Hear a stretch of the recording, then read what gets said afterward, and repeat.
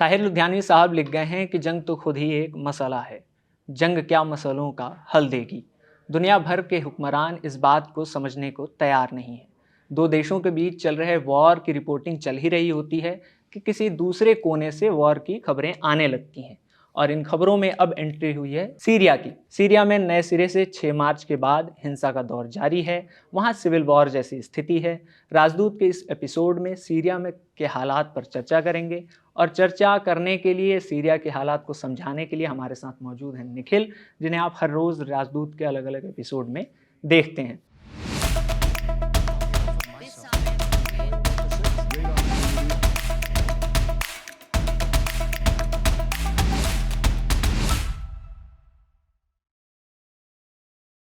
निखिल, पहले तो हम यही समझना चाहते हैं कि सीरिया को लेकर क्या कुछ अपडेट हैं जो नए सिरे से 6 मार्च के बाद हिंसा वहाँ पे चल रही है।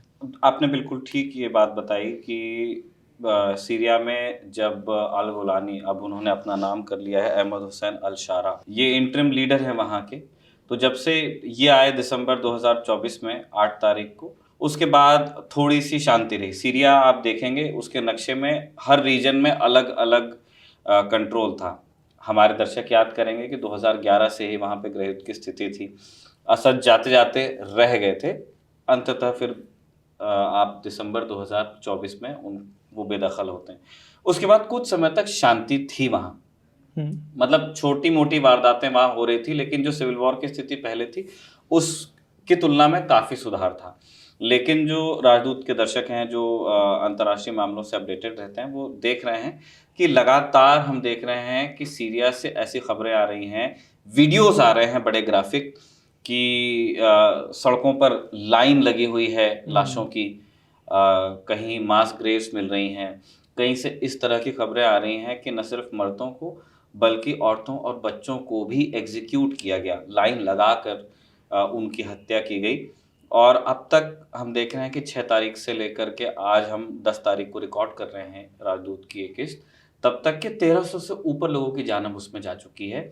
और इसमें एक बहुत बड़ी संख्या उस समुदाय की है जिससे बशर अल असद आते थे, जो अलावी समुदाय है या जो अंग्रेजी मेलोवाइट्स उनको कह दिया जाता है। तो सीरिया के नक्शे पे हम ध्यान देंगे तो आप देखेंगे कि जो सीरिया का पश्चिम का हिस्सा है, नॉर्थ वेस्ट जो सीरिया का है, वो भूमध्य सागर से लगता है, मेडिटेरेनियन से।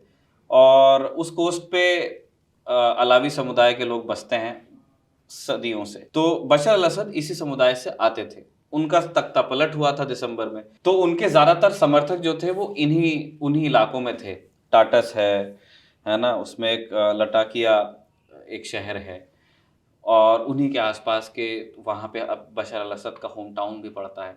तो यहाँ से खबरें इस तरह की आ रही थी, लेकिन जो स्केल है वायलेंस का 6 तारीख से, वो जिसको जो एक प्रॉपर सिविल वॉर होता है उसकी भी अब हदों को पार करता नजर आ रहा है।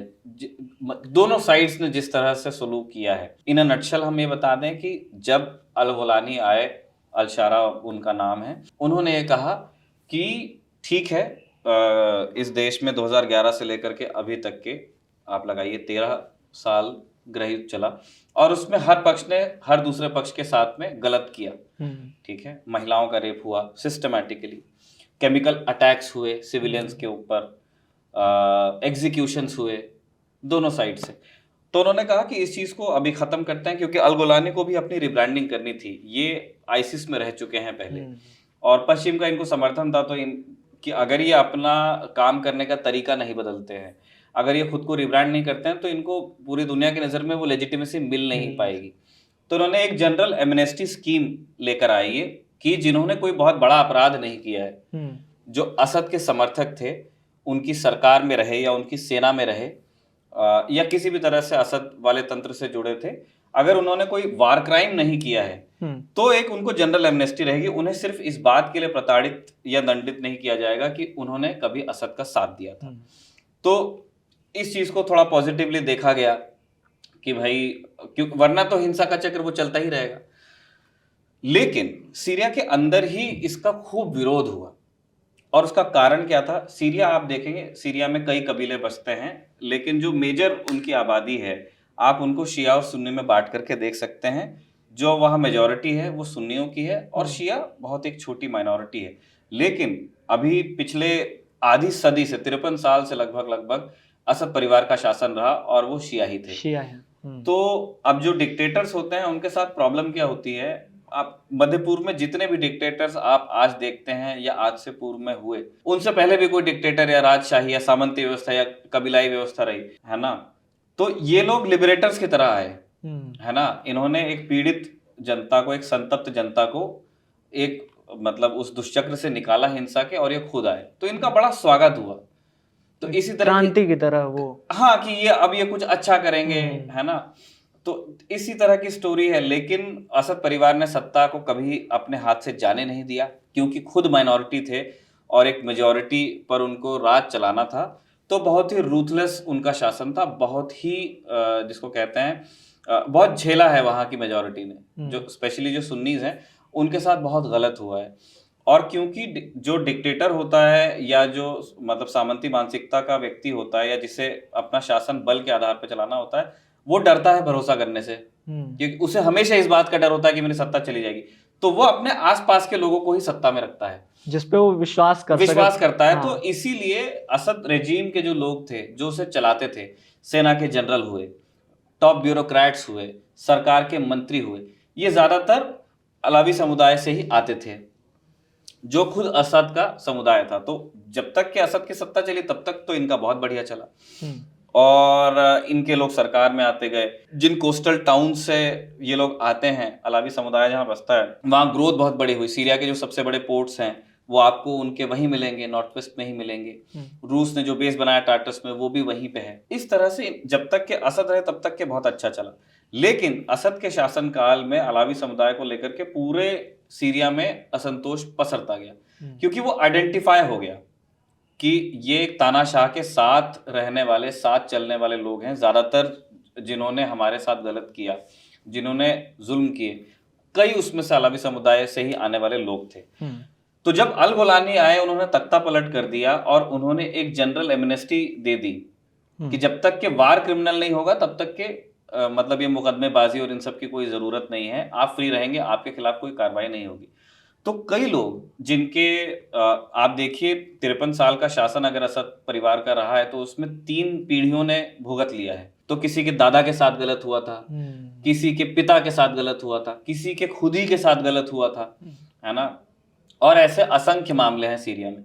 तो सीरिया के अंदर एक असंतोष पनपा कि ये जो वार क्रिमिनल्स हैं, जिन्होंने, और जो असद ने जब रेबेलियन को कोयल किया था 2011 में, जब बगावत हुई असद के खिलाफ, तो असद ने जो नहीं वो इस्तेमाल किया अपनी जनता के ऊपर, केमिकल अटैक्स किए। रूस, पुतिन ने अपने फाइटर जेट्स भेज करके गांव के गांव साफ कर देते थे वो एक बॉम्बिंग रन में।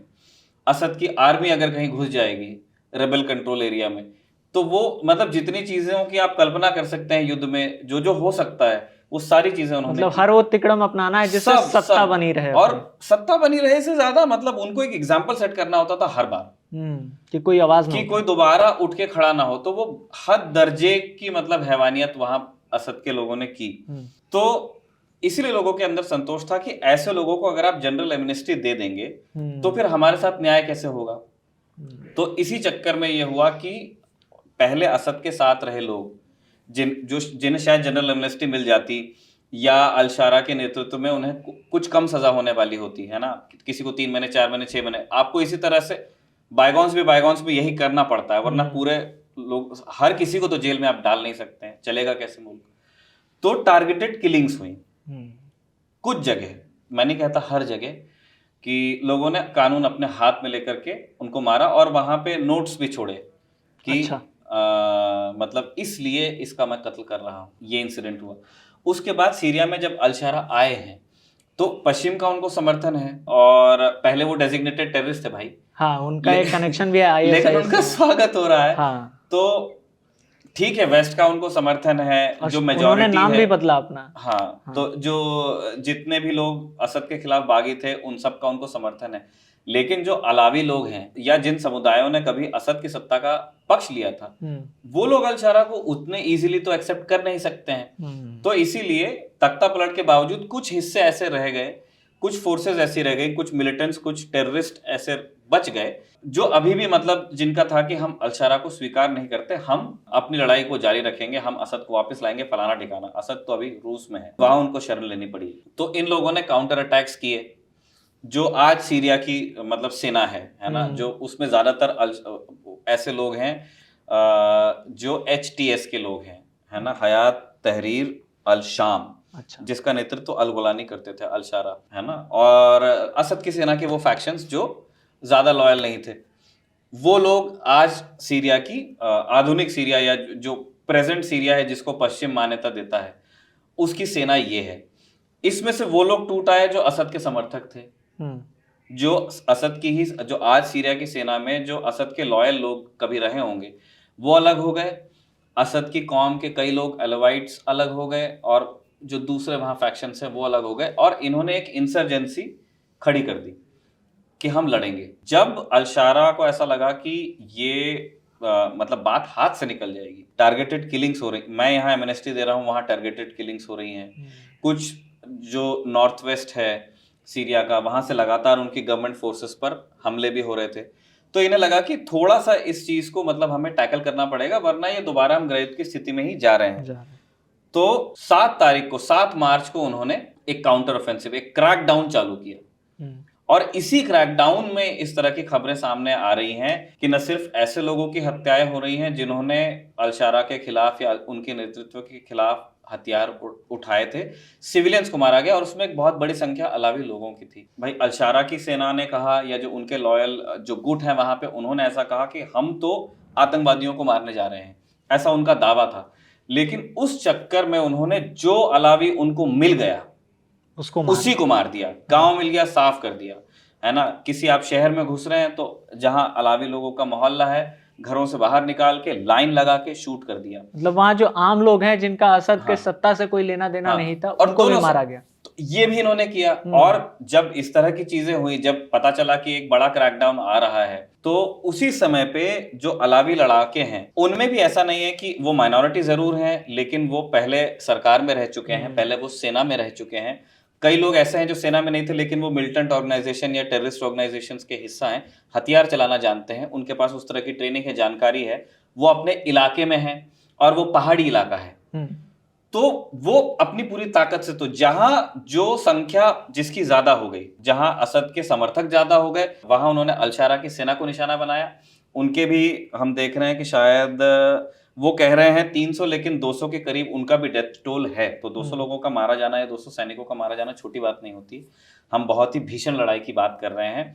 और अल-शारा के नेतृत्व वाले फैक्शंस का यह कहना है कि उनको मास ग्रेव्स भी मिली हैं असद के होम टाउन के पास, तो वो अल-शारा की सेना के ही या सीरिया की सेना के ही लोगों की थी। तो ये दोनों तरफ से चल रहा है, और दोनों साइड्स ने वीडियो बनाया है, और जब ये वीडियो सर्कुलेट हुए तो फिर तो वो एक मतलब साइकिल है, चक्र है हिंसा का। वो बाकी लोगों के लिए भी वो एक अपील की तरह काम करता है, वहां के जो लोग हैं। अल-शारा की सरकार का ये कहना है, एक तो उन्होंने वो टीवी पे आए, उन्होंने कहा कि मैं सीरिया में यूनिटी की बात करता हूँ, भर्त्सना की उन्होंने इन हमलों की, लेकिन उन्होंने ये जरूर कहा कि ये सारा जो मामला खड़ा हुआ है 6 तारीख से, उन्होंने कहा कि ये जो असद समर्थक लोग हैं उन्होंने और कुछ विदेशी ताकतों का किया धरा है, ऐसा वो दावा कर रहे हैं। विदेशी ताकतें कौन थी उनका उन्होंने नाम नहीं लिया, लेकिन उनका इशारा कहाँ था वो बहुत ऑब्वियस सी चीज है, जो असद के पुराने समर्थक रहे हैं उसके अंदर प्राइमरीली ईरान का नाम आता है।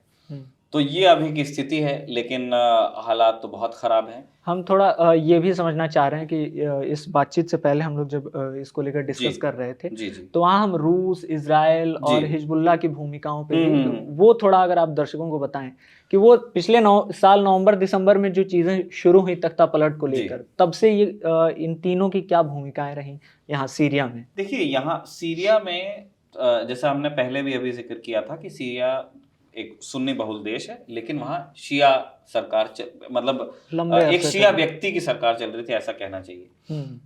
तो ऑब्वियसली अब मिडिल ईस्ट में जिस तरह से विभाजन है, मिडिल ईस्ट में एक बड़ी शिया पावर है, कौन? ईरान। तो अब क्योंकि असद शिया है तो ईरान का पूरा समर्थन था असद को, उन्होंने हेल्प की। जब असद रिजीम में थे तब भी और जब असद के खिलाफ 2011 में बगावत हुई तो रूस ने उनका समर्थन किया। ये एक साइड हो गया। उसके बाद में क्योंकि जब जैस्मिन रेवोल्यूशन हुआ तो वेस्ट ने काफी सपोर्ट किया, है ना, कि जितने डिक्टेटर हैं, चाहे लिबिया में हो, ट्यूनीशिया में हो, मिस्र में हो, सीरिया में हो, है ना, कि ये होने दीजिए। तो ये हथियार भी देते थे, ट्रेनिंग भी देते थे, हेल्प भी करते थे। तो वेस्ट की जितनी पावर्स हैं उन्होंने सपोर्ट किया बागियों का, है ना। तो असद के खिलाफ जो जैसे कुर्द खड़े हैं अगर असद के खिलाफ, तो उनको वेस्ट का सपोर्ट आ रहा है। असद के खिलाफ जो सुन्नी मतलब जो मिलिटेंट्स हो गए उनको सपोर्ट वेस्ट से आ रहा है। इसी कंफ्यूजन में आईसिस खड़ा हो गया था बीच में। ये है। और हमें ये ध्यान रखना पड़ेगा कि मध्य पूर्व में एक ताकत है शिया, जिसका नाम हमने लिया ईरान। मध्य पूर्व की जो बाकी ताकतें हैं वो सुन्नी मुल्क हैं, है ना। सऊदी अरेबिया उसमें ताकतवर मुल्क है, जो एक मतलब एग्रेसिव फॉरेन पॉलिसी में मानता है। जो अरब स्टेट्स हैं जनरली मतलब वहां वो सुन्नी बहुल हैं बाय एंड लार्ज। तो उनकी लॉयल्टी असद के खिलाफ जो लड़ रहे थे उन लोगों के साथ में थी। तो इस तरह से वो एक जिसको कहते हैं ना कि जिसको जो स्कोर जिससे भी सेटल करना था, है ना। मान के रूस अमेरिका का झगड़ा है, सीरिया के अंदर बम्बारी सेटल होगा, है ना। अरब वर्ल्ड के अंदर झगड़ा चल रहा है, शिया वर्सेस सुन्नी चल रहा है, वो झगड़ा सीरिया में सेटल होगा।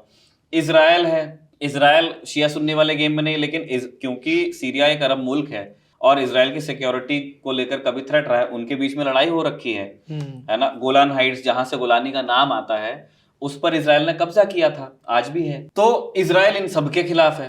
तो इन सब लोगों ने कभी ना कभी इस बहती गंगा में हाथ धोया है। तो अब आप लाइन से चलिए।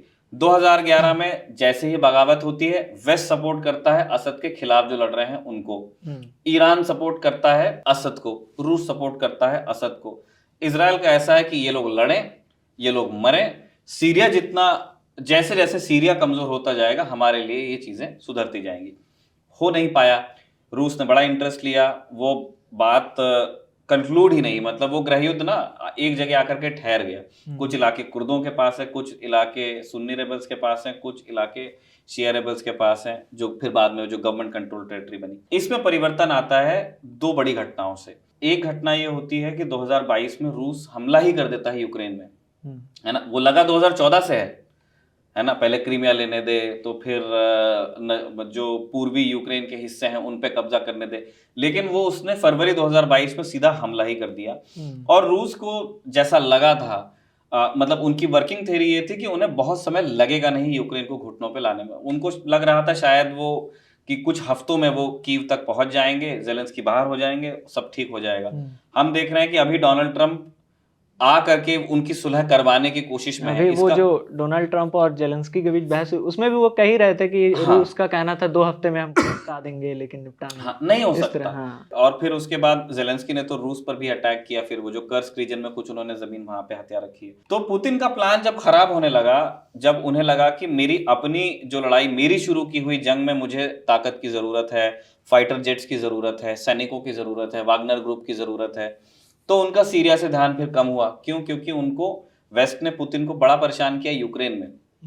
तो वहां से पुतिन थोड़े से कमजोर हुए सीरिया में, है ना। जो सीरिया में दखल था, सीरिया में रूस ने फाइटर बेसेस बनाए थे। जो पश्चिमी किनारा है सीरिया का भूमध्य सागर पर, टाटस में रूस ने एक पूरा नेवल बेस बना लिया था, है ना। वो अच्छे से उन्होंने एक कॉलोनी की तरह वहां पे अपनी फौज बैठा ली थी। ये सारी फौज वापस गई। असद को हेल्प मिलने का एक एंगल यहां से कम हुआ, एक सहारा उनका कुछ कमजोर हुआ। फिर उसके बाद हम देखते हैं कि हमास ने हमला कर दिया इजराइल के ऊपर 2023 में। और उसके बाद में इजराइल ने देखा ना, इजराइल ने आज भी मतलब उस लड़ाई को उन्होंने, उनके दिमाग में वो कंक्लूड नहीं हुई है ना। उन्होंने हमास को खत्म किया, उसके बाद उन्होंने कहा चलो ठीक है हमास का नंबर हो गया, फिर वो हिजबुल्ला के पीछे गए, और उसके बाद में उन्होंने सीरिया पे अटैक किया।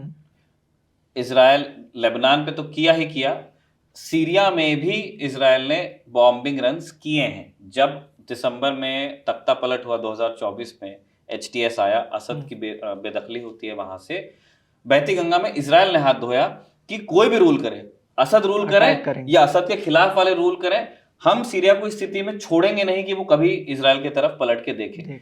तो उन्होंने उस 1-2 हफ्ते में जब पूरी तरह से अस्थिरता थी कि अल गोलानी आए हैं तो वो क्या रहेंगे, वो प्राइम मिनिस्टर बनेंगे, प्रेसिडेंट बनेंगे, अभी इंटरिम लीडर हैं, या क्या होगा, असद छोड़ेंगे या नहीं छोड़ेंगे, इसमें इजराइल ने नेस्त नाबूद कर दिया सीरिया की सेना को। सीरिया की जितनी सैनिक क्षमताएं थी उनके फाइटर बेसिस पे रनवे में गड्ढे बना दिए बम डाल के, उनके जेट्स उड़ा दिए, उनकी जो जो एसेट्स मतलब उनके सामने जो आया उसको वो उन्होंने खराब कर दिया। तो इस स्थिति में अब सीरिया क्या है, हर तरह से बर्बाद एक मुल्क रह गया है।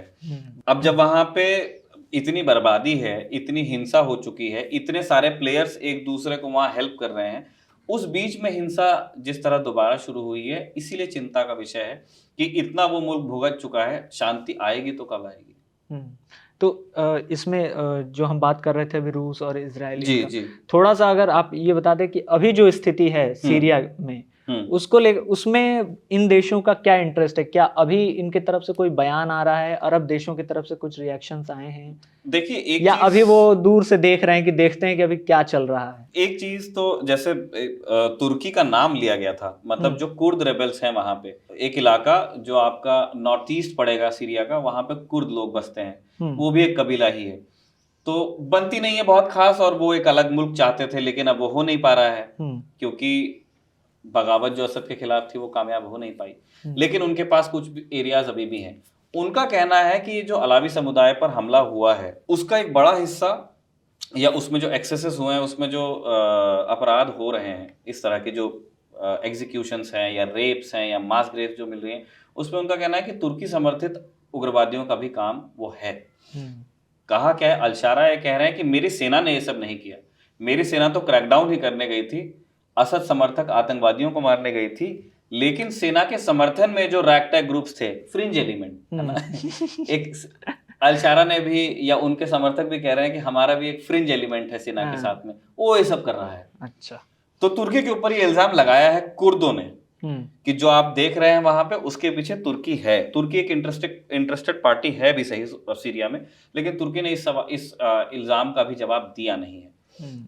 जो बड़ी पावर्स हैं, रूस है, यूएस हैं, जो इस गेम में बहुत पहले से 2011 से ही इस आप ये कह लीजिए इस खिचड़ी का हिस्सा है, उन्होंने यूएन में एक मीटिंग बुलाई है, क्लोज डोर मीटिंग, कि एक बार बैठ करके डिस्कस करते हैं कि सीरिया में हो क्या रहा है। क्योंकि अल गोलानी का आना और उन्हें जितनी जल्दी वेस्ट से लेजिटिमेसी मिल गई, जबकि इतिहास कोई बहुत अच्छा उनका भी नहीं है, लेकिन जितने खुली बाहों से पश्चिम ने उन्हें अपनाया, तो शायद एक्सपेक्टेशन ये थी कि ये मामला करो अब ठंडा, है ना, सीरिया में अब कुछ शांति आए, थोड़ी सी स्टेबिलिटी आए, चाहे उसके लिए हमें एक मतलब फॉर्मर आतंकवादी को ही वहां का प्रेसिडेंट क्यों ना बनाना पड़े, लेकिन अब इस चीज को स्टेबलाइज करो।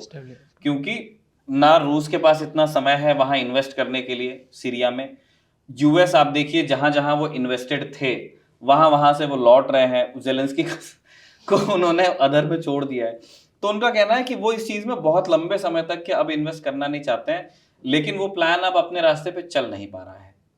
इस घटना ने हमें यही बताया है। अभी की स्थिति यह है कि अल-शारा ने कहा तो है कि मैं शांति की अपील कर रहा हूं फलाना ठिकाना, लेकिन जो सीरियन आर्मी है वो अभी भी अपनी पूरी ताकत, वो हेलीकॉप्टर्स यूज कर रहे हैं, वो टैंक्स यूज कर रहे हैं, हथियार तो यूज कर ही रहे हैं, और तो जैसा हमने पहले बताया सिविलियंस भी उसमें मारे जा रहे हैं, लड़ाके मारे जा रहे हैं। एक बड़ी संख्या है लड़ाकों की वहां पे, कम से कम 5000 असद समर्थक लड़ाके होंगे उस कोस्टल एरिया में, जो कि पहाड़ी इलाका है, और 5000 की सेना अगर छापामार तरीके से लड़ रही है तो ये खिंच सकता है। चलिए, जाते कि दो पट्टियां जब आपस में टकराती हैं तो उसमें बहुत सारे गेहूं पिसते हैं, और इस तरह के सिविल वॉर में दोनों तरफ के लड़ाके तो मारे ही जाते हैं, लेकिन उसके साथ साथ मारे जाते हैं बहुत सारे सिविलियंस। मानवाधिकारों की एक बात होती है, लेकिन वो इस तरह के वॉर में कहाँ तक किस ब्रैकेट में जाकर रुकती है और कहाँ तक ये सारी बातें ज़मीन पर उतरती हैं, ये देखने वाली बात होगी। सीरिया में जो कुछ चल रहा है वो कब तक चलता रहेगा, और आगे जो भी अपडेट्स होंगे वो हम राजदूत में आपके लिए लेकर आते रहेंगे।